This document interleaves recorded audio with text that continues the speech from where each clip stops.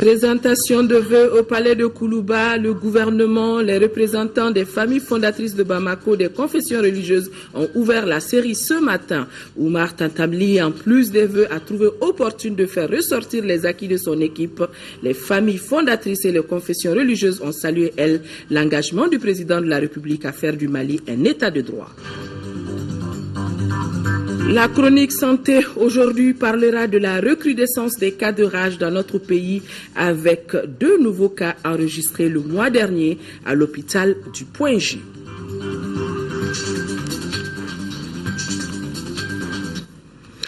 Nous sommes lundi 23 décembre. Mesdames et messieurs, bonsoir et bienvenue dans cette édition.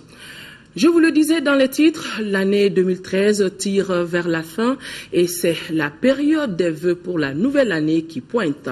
Le président de la République a reçu donc les vœux de nouvel an des représentants des familles fondatrices de Bamako, représentants des confessions religieuses. Dans leur message, les hôtes du chef de l'État ont salué la lutte engagée contre la corruption et la délinquance financière, le processus de réconciliation nationale et le rétablissement progressif de l'intégrité territoriale. Ils ont également invité les Maliens à se donner la main pour relever le défi de la reconstruction du pays, nous dit Bourama Traoré qui a suivi cette cérémonie de présentation de vœux. Plus qu'un rendez-vous traditionnel, la présentation des vœux de nouvel an au président de la République permet d'échanger sur la vie de la nation. L'événement de cette année intervient dans un contexte de sortie de crise. Occasion pour les représentants des familles fondatrices de Bamako de saluer la bonne organisation de l'élection présidentielle. Pour le patriarche Modibo Niaré, ce n'est pas fini. Pour permettre au nouveau président de la République de mener à bien ses missions de redressement du pays, un sursaut national est nécessaire. Denw ɲɛna mɔgɔw bɛ jɛ de bamanan bɛɛ bɛ jɛ k'a ta o la a tɛ se k'a fɔ ko jamanaden bɛ miiri a fɔ jamana i ka ɲɛmɔgɔya ko min banna a ye nin ye awa an kɔni an ɲɛ bɔra la a tɔ b'a bolo n'o kɛra i m'i jɔyɔrɔ fa fo bɛɛ k'i jɔyɔrɔ fa de. L'unité dans la diversité, c'est ce que prône également le président du Haut Conseil islamique.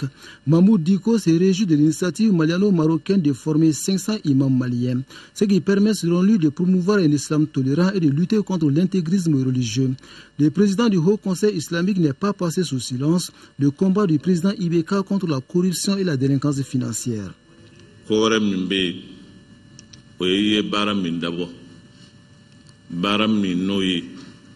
yuruku ni corruption ani kojugu munun be jamana kono wu keleli min be sena na bulu dala islamaw ba fa ka fo akamme ka fo ko fem ye tlembalia ani ladribalia o keleli islamaw bi no fe o keleli barsa ni ladria ni tlenia te yorom fente sabati o rola. Comme le président du Haut Conseil islamique, l'archevêque de Bamako, Monseigneur Jean Zerbo, lève également le voile sur les plaies qui minent la société malienne. Spéculation foncière, dysfonctionnement chronique de l'école malienne, non-respect des biens publics, chômage des jeunes, que sais-je encore. Une autre préoccupation soulignée par l'archevêque de Bamako, c'est la préservation de la laïcité du Mali. Il nous faut continuer à vivre en paix, comme des frères et des sœurs, des enfants de Dieu, dans l'acceptation de nos différences religieuses, ethniques, linguistiques, culturelles et sociales. Elle s'engage en ce qui la concerne à poursuivre la promotion d'une telle culture à travers toutes les structures éducatives, les écoles et universités, ses services sociaux, le centre foi et rencontres et l'institut d'initiation au dialogue interreligieux ici à Bamako. Après une crise profonde de 2012 ayant mis en mal le tissu social, l'heure est à la réconciliation des cœurs et des esprits. Ce processus doit être conduit sur la base de la vérité. C'est du moins la conviction du révérend pasteur Youssouf Dambélé de l'église protestante. Il faut éviter une réconciliation à bon marché et il faut poursuivre celle qui est douloureuse, mais sincère et sans hypocrisie. C'est à ce prix que notre pays connaîtra une paix durable. En réponse, le président de la République a exprimé toute sa reconnaissance et sa gratitude à ses hôtes. Le chef de l'État a également assuré qu'il respectera son serment, celui de redonner aux Maliens leur dignité et leur fierté. Aucune force de pression, aucun groupe d'intérêt, aucun parti politique seul n'est responsable de ma situation actuelle à la tête du pays. Je dois au Mali, au peuple malien et à Dieu d'être là où je suis. J'en suis conscient à chaque seconde de ma vie. Et je soucie qu'à chaque seconde de ma vie, je sois en conformité avec les serments que j'ai faits, de redonner à ce pays sa dignité et de retrouver son honneur. Et de dire en ce nom, lieu et place, partout dans le monde, urbi et orbi, comme vous diriez, la vérité du Mali, le point de vue du Mali, sans complexe aucun. S'exprimant sur la lutte contre la corruption et la délinquance financière, le président Keïta rassure, il n'y aura pas de chasse aux sorcières, mais l'argent du peuple malien sera restitué, a-t-il indiqué. C'est un combat de chaque seconde, sur soi, de maîtrise de soi. À un tel niveau, il n'y a pas de règlement de compte. Mais il y a justice. Il y a justice. Et là, je serai intraitable. Pas pour moi, mais pour ce peuple-là. Je n'ai aucun compte à régler avec qui que ce soit. Mais j'ai à aider à relancer ce pays. Après ces échanges francs et constructifs, le président de la République et ses hôtes se sont souhaités bonne et heureuse année 2014. Après les représentants donc des familles fondatrices de Bamako et ceux des confessions religieuses, Tour est revenu au gouvernement de présenter ses vœux de nouvel an. Pour Oumar Tatamli, en 3 mois, le gouvernement a bien commencé le travail avec l'adoption du projet de loi portant prévention et répression de l'enrichissement illicite. En vue de conforter notre armée et nos forces de sécurité, 4000 jeunes ont été recrutés sur une prévision de 10 000 hommes. Un autre domaine dans lequel le gouvernement a enregistré des résultats, c'est celui de l'amélioration du cadre macroéconomique. Bourama Traoré toujours. C'est le gouvernement au complet qui a présenté ses vœux de nouvel an au président de la République Ibrahim Boubacar Keïta. Et c'est le chef du gouvernement Oumar Tatamli qui s'est livré à cet exercice. Dans un discours bilan, le Premier ministre a fait le point des réalisations de son équipe et cela dans tous les domaines. Au niveau de la justice, par exemple, la réhabilitation de l'institution judiciaire est en marche. En matière de lutte contre le terrorisme et la criminalité organisée, un pôle judiciaire spécialisé a été institué.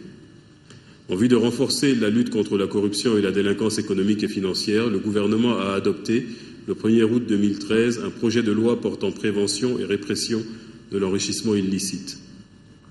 Depuis votre entrée en fonction, cette lutte est entrée dans une phase plus active avec la transmission à la justice de nombreux rapports de vérification et de contrôle et l'application effective des sanctions administratives.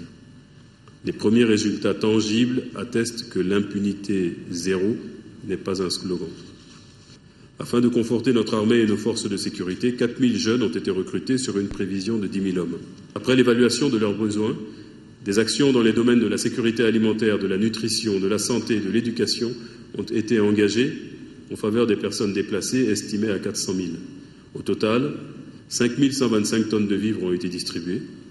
Le gouvernement a octroyé 500 millions de francs CFA aux populations du Nord à travers un protocole d'entente avec Énergie du Mali pour la prise en charge des dépenses d'électricité pendant 3 mois.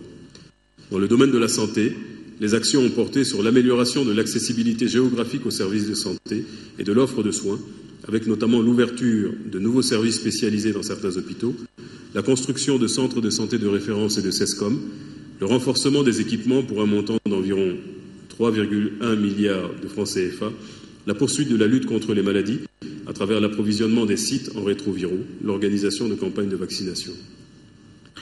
En 2013, l'action du gouvernement a également porté sur la décentralisation et les collectivités territoriales, ce qui a vu le renforcement de l'effectif de la fonction publique des collectivités avec le recrutement de 10 000 enseignants et 2 400 agents de santé.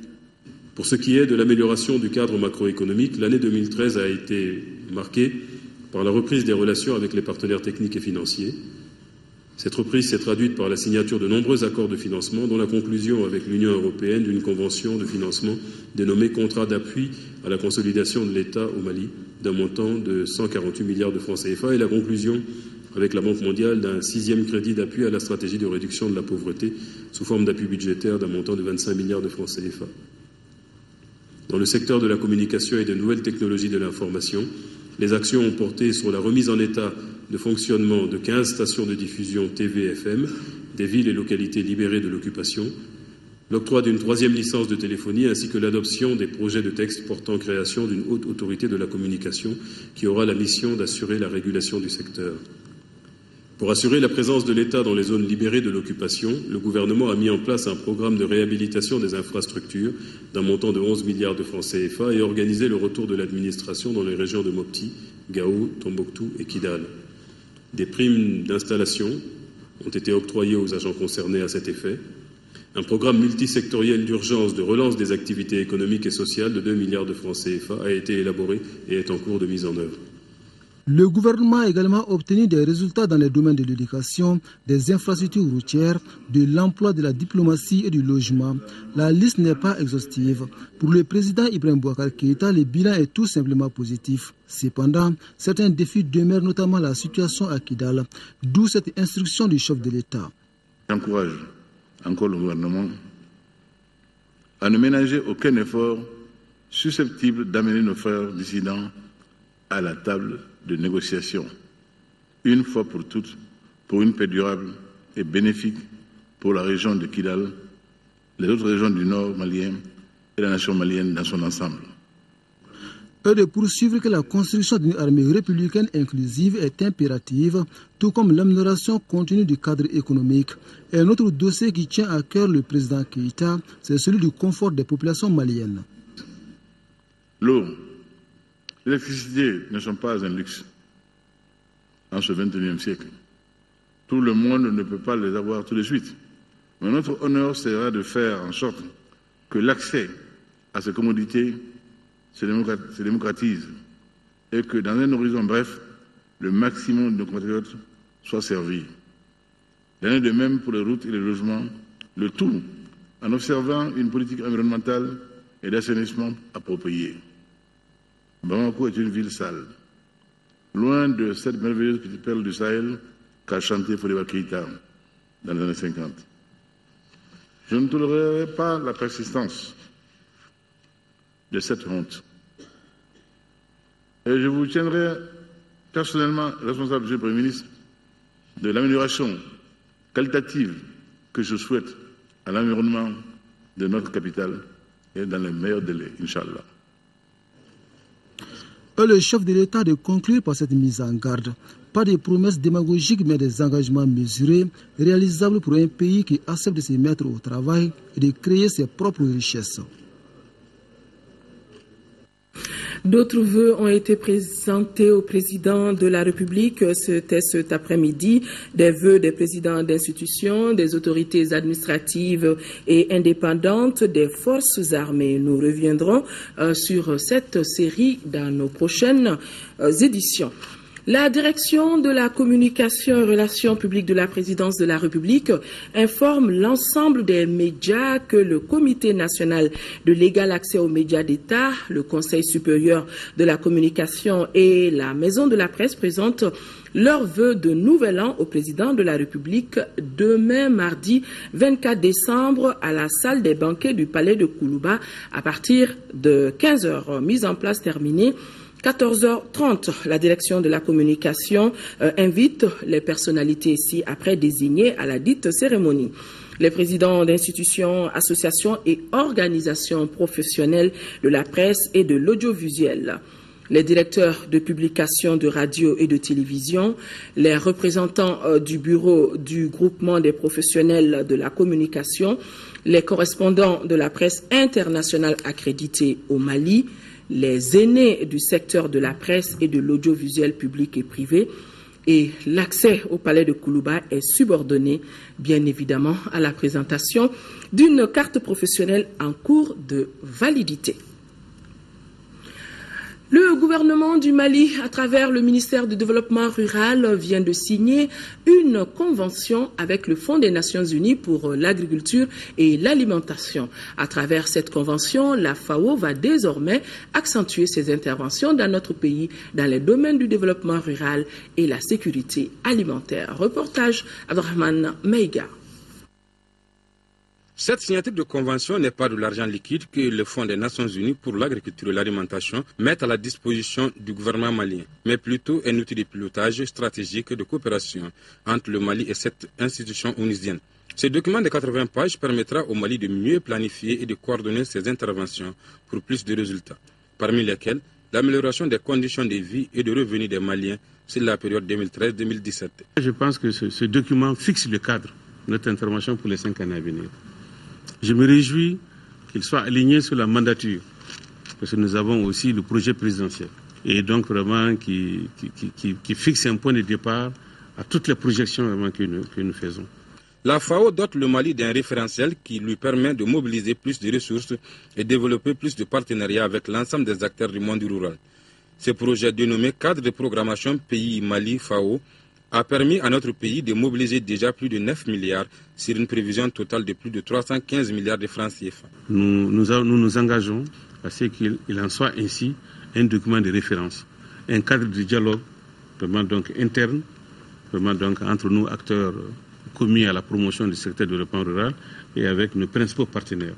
Premier du genre, ce projet définit également les domaines prioritaires dans lesquels la FAO accentuera désormais ses interventions au Mali, et cela conformément aux objectifs et aux priorités de développement nationaux définis par le Mali dans les domaines du développement rural et de la sécurité alimentaire. Autre signature de convention, le gouvernement du Mali signe cette autre convention de 4 conventions avec la Banque mondiale. Le montant de ces conventions s'élève à plus de 121 milliards de francs CFA. Les documents ont été signés par le ministre de l'économie et des finances côté malien et le directeur des opérations de la Banque mondiale dans notre pays. Un reportage que nous serons en mesure de vous proposer dans nos éditions de demain. Le ministre de l'Emploi et de la formation professionnelle a lancé dans le cercle de Yanfolila, dans la région de Sikasso, la rentrée 2013-2014 de la formation professionnelle dans notre pays. Ils sont au total plus de 11 000 jeunes maliens à suivre cette formation. Le récit de nos envoyés spéciaux à Yanfolila, Abdrahman Meiga et Abdrahman Keita. Avec cette cérémonie de lancement, le département de l'emploi et de la formation professionnelle donne le ton pour la rentrée 2013-2014 de la formation professionnelle. Ces 11 200 exclus du système de formation classique bénéficieront pendant 2 ans des cours dans divers domaines de la vie socio-professionnelle. L'objectif est de leur permettre de s'insérer facilement dans le circuit productif pour contribuer au développement socio-économique de notre pays.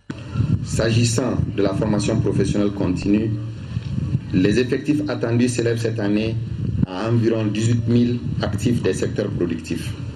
À cela, il faut ajouter le renforcement de l'employabilité de plus de 4 000 jeunes diplômés à travers les dispositifs du stage de formation professionnelle. Le lancement de cette formation professionnelle concrétise la matérialisation de la volonté du chef de l'État à travers son projet de création de 250 000 emplois d'ici 5 ans. L'année 2014 verra aussi le renforcement de l'offre de formation à travers les nouveaux centres de formation de Djoila, construits avec l'appui de Bornfonden, Tomignan et Yorosso, construits avec l'appui du Grand-Duché du Luxembourg et de Mofa dans la commune rurale de Baguinla. En outre, 3 nouveaux centres de formation seront construits au cours de l'année dans la région de Ségou, avec toujours l'appui du Luxembourg. Avec ce lancement, le département de l'emploi et de la formation professionnelle, selon le ministre Satelera, également a cherché des solutions à certains problèmes qui minent le sous-secteur de la formation professionnelle au Mali, comme par exemple l'opérationnalisation de l'Institut national d'ingénierie de la formation professionnelle ou encore l'Observatoire national de l'emploi et de la formation professionnelle. Ces 2 outils, selon Mohamed Babi, sont indispensables pour mieux articuler la formation et les besoins du marché de l'emploi. Ce communiqué, mesdames et messieurs, avant de poursuivre avec le cours de ce journal, le ministre du Travail et des Affaires sociales et humanitaires communique les fêtes de Noël et de Jour de l'An étant des fêtes légales au Mali. Les journées du mercredi 25 décembre et du mercredi 1er janvier 2014 sont chômées et payées sur toute l'étendue du territoire national. Quelle solution pour le retour définitif de la paix et de la réconciliation nationale? Quel rôle doit jouer la société civile? Voilà autant de questions qui étaient au menu de l'atelier national de mobilisation de la société civile en faveur de la paix et de la réconciliation. L'initiative est du réseau Plaidoyer et Lobbying en partenariat avec le Conseil national de la société civile et de l'aide de l'Église norvégienne. Compte rendu Aldjouma Tina. Malgré des avancées significatives vers la réconciliation des cœurs et des esprits, la situation du tissu séculaire de notre pays reste encore fragile. Une préoccupation qui ne saurait aboutir sans la participation effective de tous. C'est dans cet esprit qu'a été initiée ces journées d'échange et de réflexion par le réseau Plaidoyer et Lobbying. Nous, société civile, nous devrons prendre conscience et commencer à nous parler entre nous, sans embâche, à nous dire la vérité, pour que plus jamais cette crise ne revienne plus au Mali. À travers ces échanges, il s'agit de préparer et de mobiliser la société civile à mieux jouer son rôle dans la consolidation de la paix et la réconciliation nationale, ce qui contribuera à booster le processus déjà enclenché par les autorités, afin que le Mali renoue avec son unité nationale. Nous sommes tous de cultures, de civilisations et de religions diverses mais complémentaires. Que chacun d'entre nous a à l'intérieur de son œil du noir et du blanc. Ces travaux enregistrent la participation de toutes les régions du Mali et la délégation des réfugiés maliens du Burkina Faso, du Niger et de la Mauritanie. 187,647 milliards pour soutenir la production cotonnière et les équipements de la compagnie malienne pour le développement des textiles CMDT-SA. Le projet de budget 2014 vient d'être approuvé par la 74e session du conseil d'administration de la compagnie. Les charges sont évaluées à 181,808 millions de francs CFA. Compte rendu Moïse Traoré. Le projet de budget 2014 de la compagnie malienne pour le développement des textiles, CMDT, est de 187 milliards. Les dépenses seront aussi en fonction de cela. C'est aux environs de 183 milliards, presque 184 milliards. Il y a toutes les activités, principalement d'abord dédiées directement au coton, à savoir sa production et son achat, son égrenage, donc son transport aux usines, son égrenage, et puis à l'évacuation de la fibre jusqu'au port. La production cotonnière 2013-2014 attendue est de 436 600 tonnes, une baisse de 3% par rapport à 2012-2013. On était très déficitaire dans le temps. Maintenant, on commence à voir le bout du tunnel. Donc c'est un budget suffisamment équilibré. Et nous ferons en sorte que ce soit le cas dans la pratique. Au 20 décembre dernier, 84 346 tonnes de coton-graines ont été achetées pour un montant de plus de 21 milliards 86 millions. Quand on n'est pas sûr d'avoir ce dont on avait, ce qu'on avait espéré plus tôt, il est prudent de faire un budget de prudence aussi. Au cours de cette 74e session de son conseil d'administration, le holding et ses partenaires font également le point de la campagne de commercialisation. L'engagement pour la réalisation de 300 sous-projets productifs d'investissement dans le cadre de la modernisation des systèmes de production et des filières à hauteur de 2,8 milliards de francs CFA, c'est la principale recommandation issue de la 46e session consulaire de l'Assemblée permanente des chambres d'agriculture du Mali, APECAM. Ouverte ce matin, la session a été suivie par notre reporter Nando Dambélé. Cette 46e session consulaire de l'Assemblée permanente des chambres d'agriculture du Mali, la 6e de la mandature 2010-2015, est celle de la satisfaction et de l'engagement des membres de la chambre consulaire. En parcourant les dossiers, je pense que l'essentiel a été fait. Bien vrai qu'il y avait des problèmes de financement, mais on a fait ce qu'on peut faire. Et je pense qu'on va programmer pour 2014 et en 10 ans, le programme du projet PAPAM et PAGE 2, parce que c'est les bailleurs qui déterminent le budget. Il s'agit donc pour les membres d'échanger sur les sujets proposés en vue de la prise de décisions constructives au profit des productrices et des producteurs en général et ceux des régions septentrionales du pays en particulier.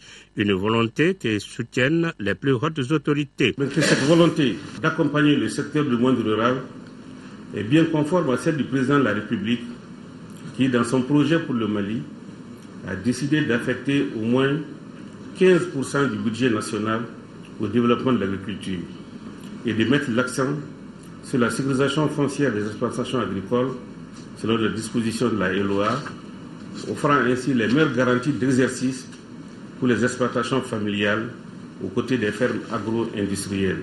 L'ordre du jour de la présente session a porté sur l'adoption du procès-verbal de la 45e session, le point d'exécution des recommandations et l'adoption du rapport d'activité 2013, la communication sur le PAPAM, le PASAM et le PASE2 qui prévoit la réalisation de 300 sous-projets productifs.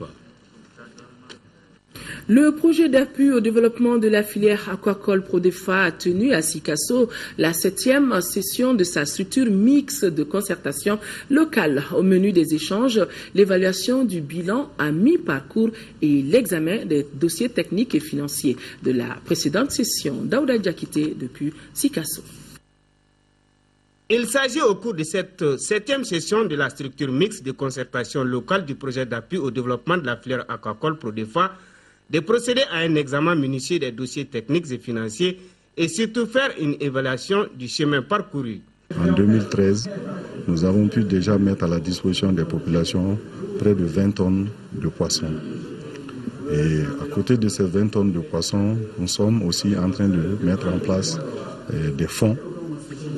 Un premier fonds d'appui aux collectivités et un deuxième qui va appuyer les promoteurs privés voulant s'investir dans la filière ou qui sont déjà en activité et qui voudraient étendre leur domaine d'intervention.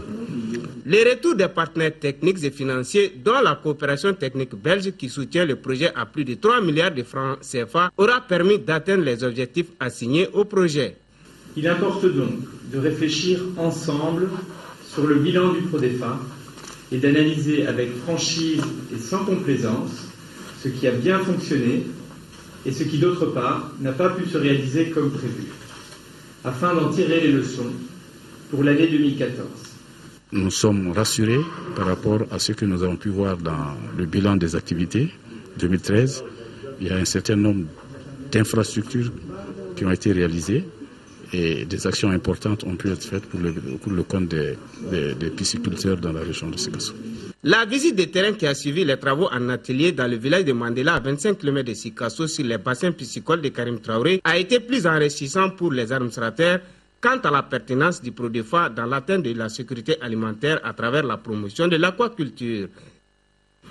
Bientôt, une interprofession de la filière lait au Mali. Les acteurs de la filière sont en conclave depuis ce matin, ici à Bamako, à l'APECAM, pour des concertations régionales. Et cela afin de baliser le terrain pour l'installation de cette structure fêtière. Nando Dambélé, compte rendu.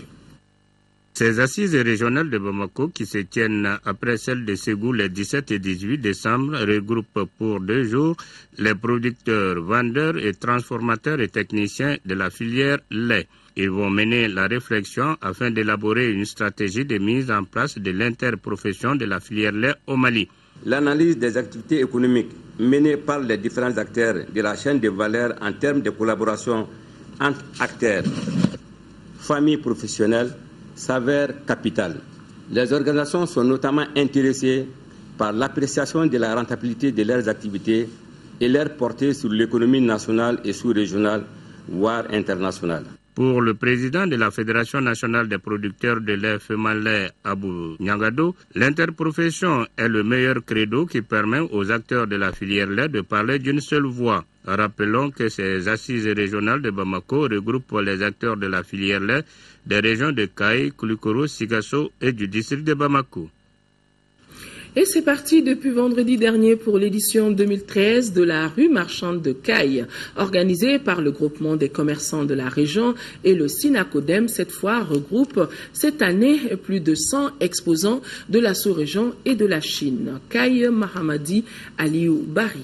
2 semaines durant, les exposants venus de Caille, de Bamako, du Sénégal et de la Mauritanie, bref de la sous-région et de Chine, vont échanger leurs expériences et leur savoir-faire en matière de commerce. C'est aussi une aubaine pour eux de se familiariser et de profiter des opportunités d'affaires offertes par cette foire.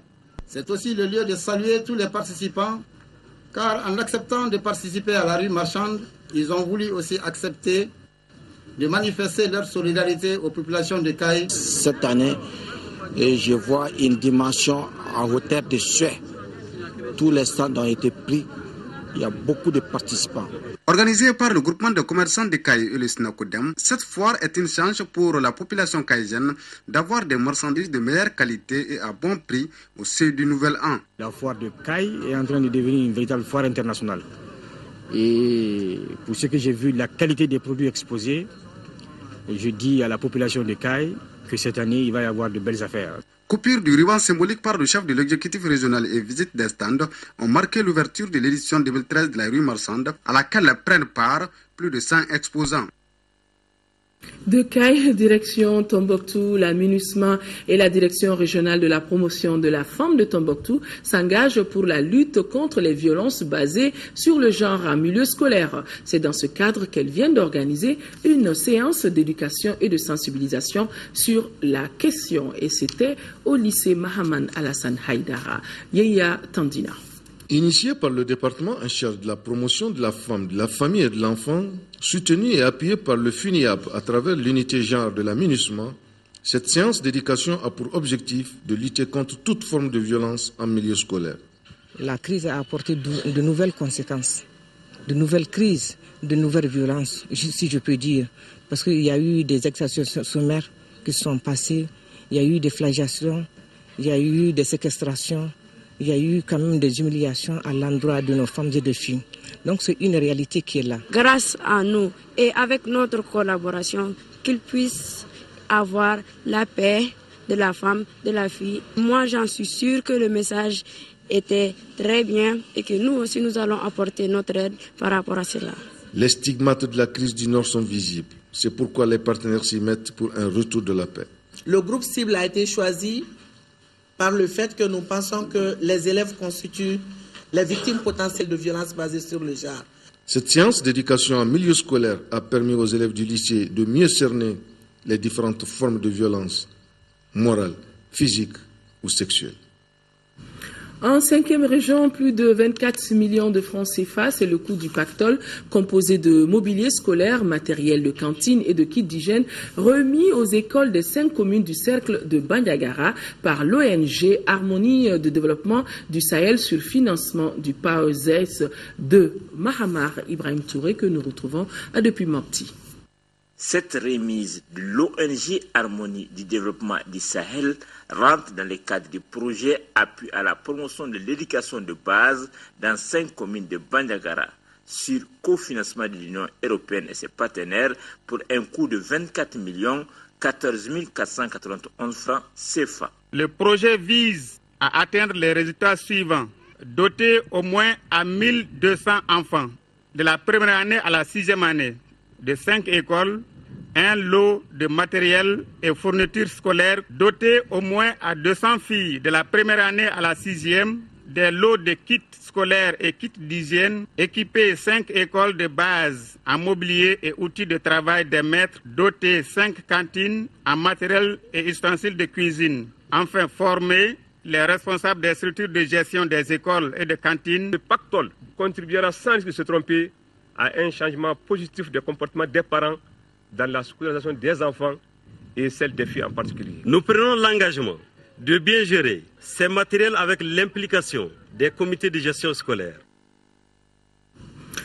L'école militaire Interam Emia de Koulikoro renoue avec la tradition. Ainsi, les élèves officiers de la deuxième année viennent de recevoir leur galon d'élèves d'officiers actifs. C'était au cours d'une cérémonie de remise des attributs vendredi dernier en présence de notre reporter Adama Traoré.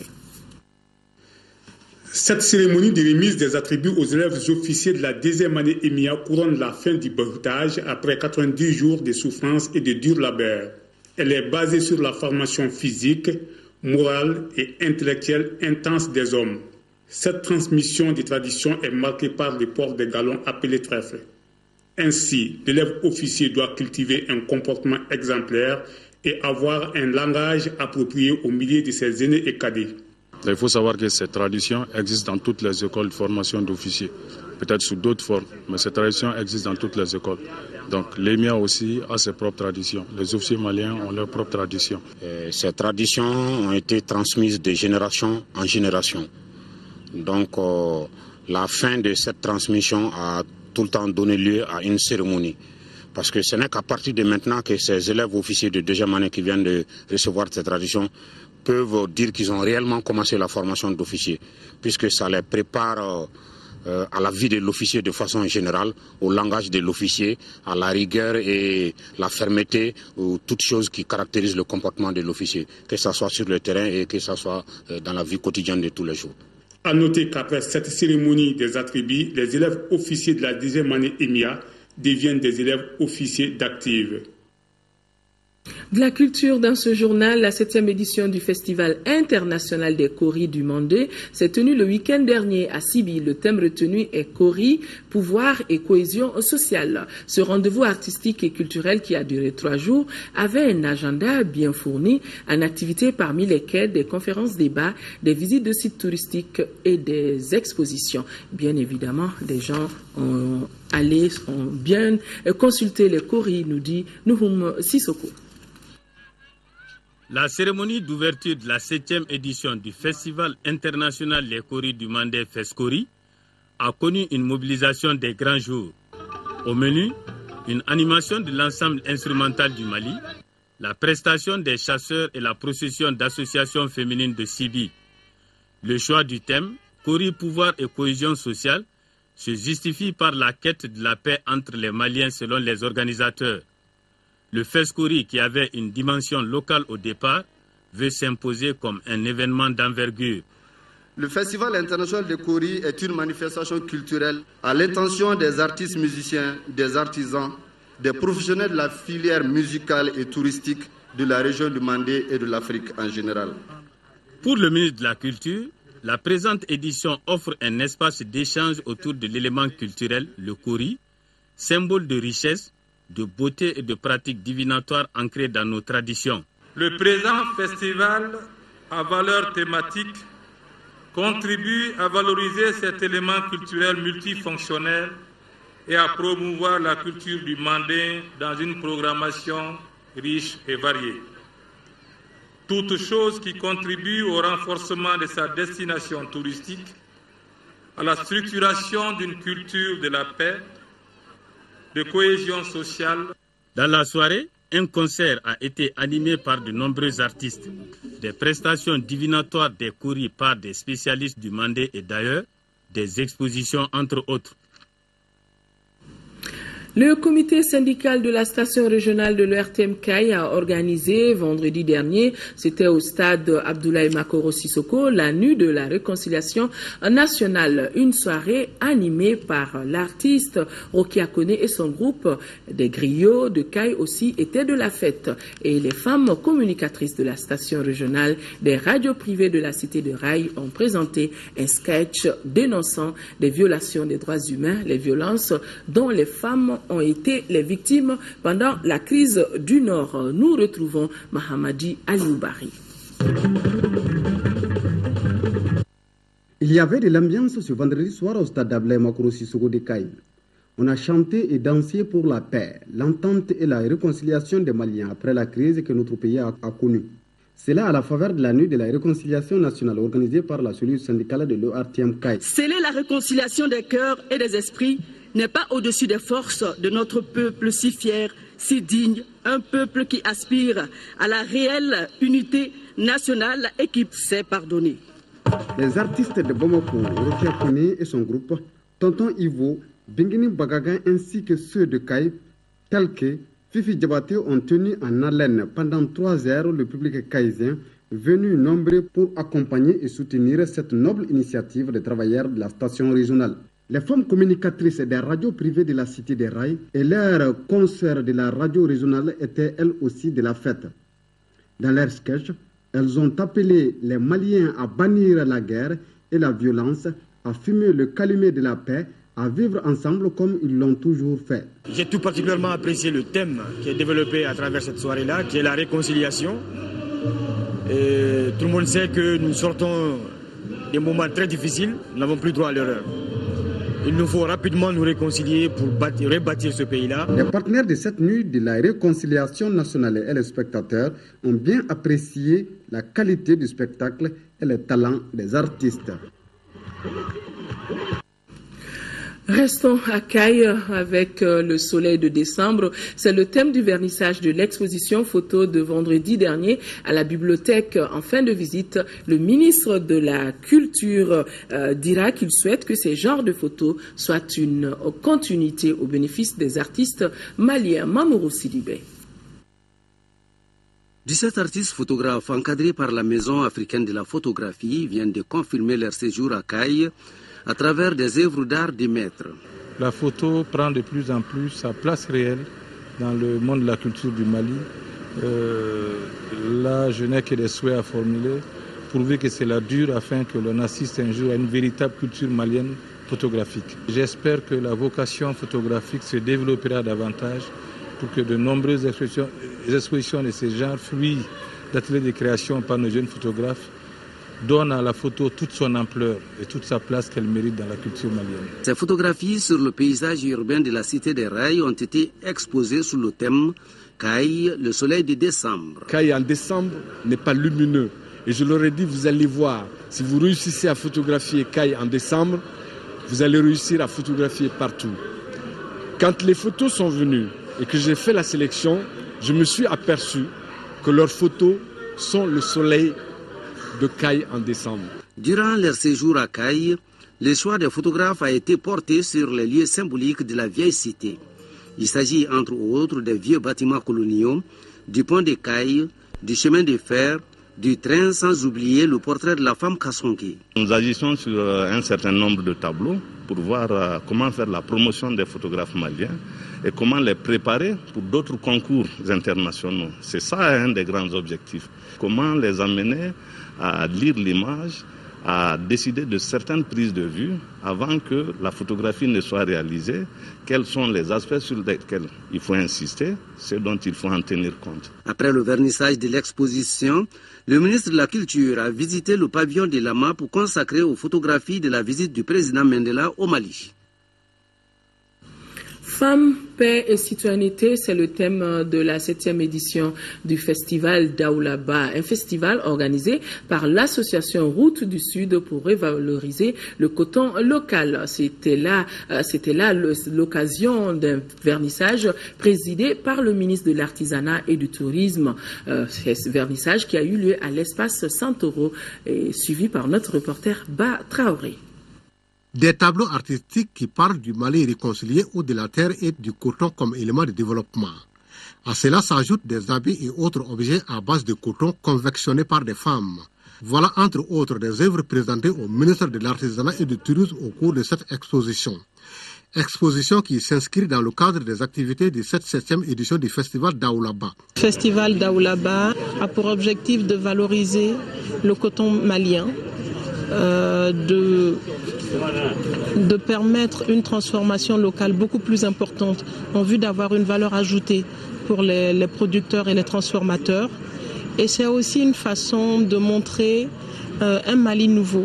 Le ministre de l'Artisanat et du Tourisme exhorte les femmes à œuvrer davantage pour la révalorisation de l'or blanc. Les tableaux que nous avons vus, c'est des tableaux essentiellement confectionnés sur des tissus de coton.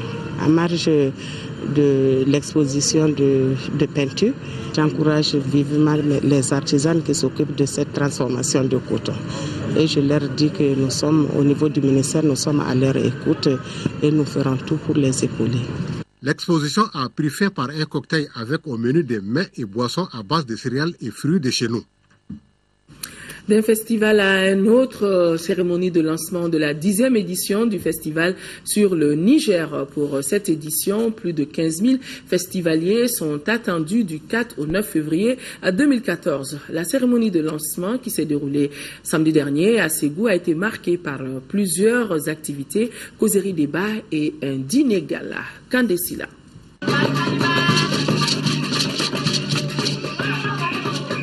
Vernissage, exposition sur les Krodouga, causerie débat sur la confrérie des chasseurs et dîner gala, ce sont les temps forts du lancement officiel des activités du Festival sur le Niger 10e édition. La soirée aura été une occasion de faire un regard rétrospectif sur les éditions précédentes qui, chaque année, drainent 30 000 festivaliers vers Ségou, la capitale des Balanzans. Pour cette 10e édition, le thème retenu par les organisateurs et la diversité culturelle et l'unité nationale. La 10e édition du Festival sur le Niger se déroulera dans une période post-crise. L'occasion sera saisie pour célébrer le retour de la paix au Mali. Pour les autorités, en 10 éditions, le Festival sur le Niger est aujourd'hui un exemple à encourager et à perpétuer pour un Mali riche de sa diversité culturelle. Pour paraphraser le patriarche et l'écrivain malien, la beauté d'un tapis vient de la diversité de ses couleurs, comme pour dire que la diversité culturelle du Mali constitue une véritable richesse à conserver et à capitaliser au service de la réconciliation nationale. Le tempo musical du Super Biton, accompagné du maestro Cheikh Tidiane Seck, a agrémenté ce dîner gala.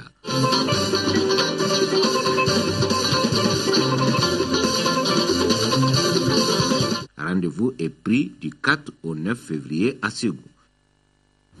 Oui, le Super Biton de Ségou nous rappelle bien des souvenirs passés à Ségou.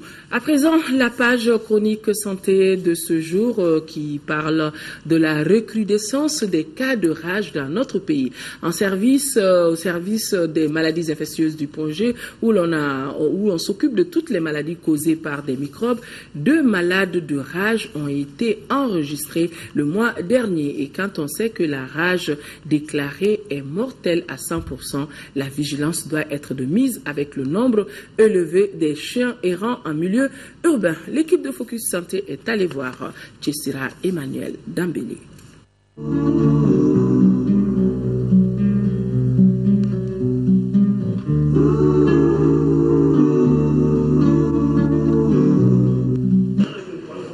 Le corps soignant du service des maladies infectieuses de l'hôpital du Point G tire la sonnette d'alarme. La rage est dans la cité et il faut être vigilant. En novembre dernier, il a enregistré 2 cas de rage suite à des morsures de chiens, une fillette de 9 ans et un adulte de 32 ans, tous décédés après. C'est-à-dire après la morsure de l'enfant, rien n'a été fait. Rien. Il n'y a pas eu de vaccination, il n'y a pas eu de déclaration dans un service de santé pour qu'on puisse prendre des mesures adéquates. Rien n'a été fait. Et malheureusement, après plusieurs semaines, la maladie est apparue.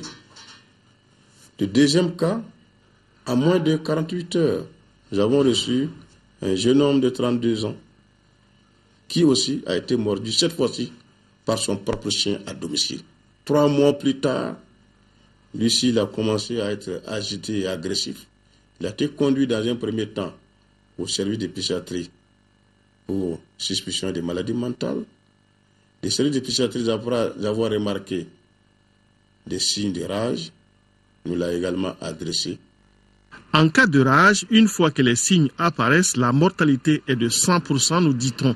Cette maladie virale grave se transmet à l'homme par la morsure, par léchage ou par greffure d'un chien infecté sur la peau excoriée ou sur une muqueuse.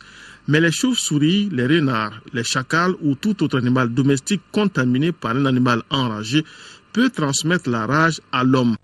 Généralement, 7 à 90 jours sont nécessaires pour que les signes de la maladie apparaissent.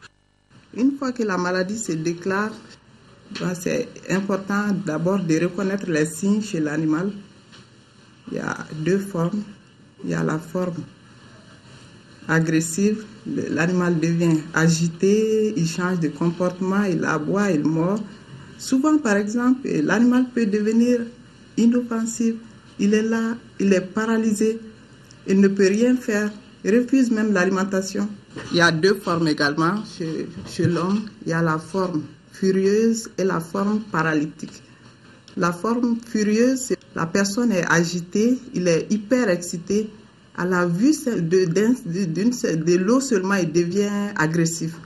Il a la peur de l'eau. Il y a la deuxième forme clinique, la rage paralytique. Ça réalise un tableau de paralysie. Il y a des douleurs au niveau des membres inférieurs. Il y a l'apnée. La personne n'arrive pas à respirer à cause de la paralysie. Ne pas vacciner les chiens et les chats, la prolifération des chiens errants constitue un facteur de propagation de la rage. Mortelle dès qu'elle se déclare chez un sujet contaminé, sa prévention demande une vigilance en commençant par un encadrement correct des animaux domestiques. Maintenir les animaux à domicile ne suffit pas également, car ça constitue un risque pour la famille même. Et dans ces cas, il faut vacciner les animaux en faisant appel à un service vétérinaire. Et en cas de morsure par un animal domestique ou sauvage, qu'est-ce qu'il faut faire? Il faut d'abord laver la plaie abondamment avec l'eau et le savon. Bien laver la plaie, appliquer un antiseptique et aller immédiatement dans une structure de prise en charge pour qu'on puisse commencer la vaccination. Selon l'Organisation mondiale de la santé, la rage tue chaque année plus de 56 000 personnes dans le monde. Les chiens sont à l'origine de la grande majorité des cas mortels de rage humaine et il n'existe pas de test permettant de diagnostiquer la rage avant l'apparition des symptômes.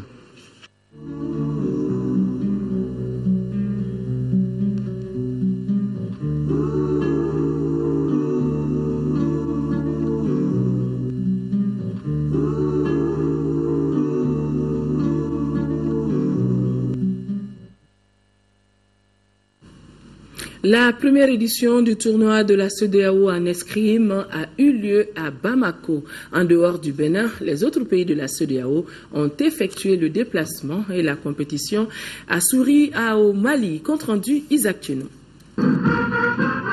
Premier de genre, ce tournoi de la CEDEAO d'escrime a regroupé le Burkina Faso, la Guinée, le Sénégal, le Togo, le Niger en plus du Mali. Le tournoi a été marqué par des compétitions en individuel et par équipe en dames et messieurs. Dans la finale en individuel, sur les dames, Alima Damele du Mali l'a emporté sur Awadaou du Sénégal par 15 touches à 12 après une partie assez intéressante. La finale homme à ce niveau est 100% malienne. Combat serré et Abdou Kane parvient à sortir vainqueur en réussissant 15 touches contre 12 pour Bakar Balou. Ensuite, place est faite au final par équipe qui se joue à 45 touches. Chez la dame, le Mali est face au Sénégal. La partie est pleine de suspense et de rebondissements. Au finish, le Sénégal l'emporte. L'équipe du Mali se rachète dans la finale en homme face au Togo. Le score est de 45 à 33. Une compétition bien appréciée par les responsables de la discipline. Organiser déjà cette compétition, c'est pas évident. Et ensuite la réussir et ensuite avoir des médailles. Je pense que c'est, comme on le dit souvent, c'est la cerise sur le gâteau. Le Mali a remporté dans cette première édition 3 médailles en or, 2 en argent. Une belle moisson.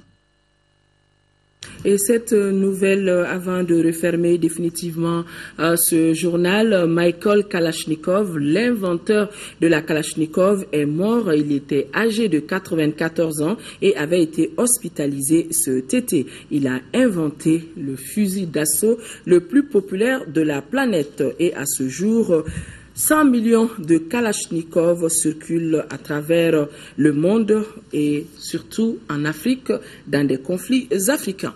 Voilà. pas de journal télévisé des formations ce soir.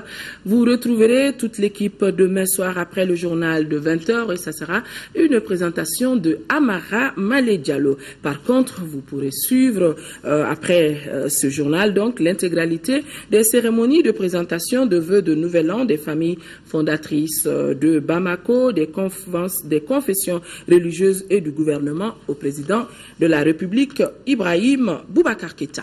Voilà, c'est donc tout pour ce journal. Merci de l'avoir suivi. L'information reprendra à ses droits demain 10h, 13h. Ça sera une présentation de Aïssata Ibrahim Maïga. Et quant à moi, je me ferai le plaisir d'être là pour les éditions du soir. À demain donc.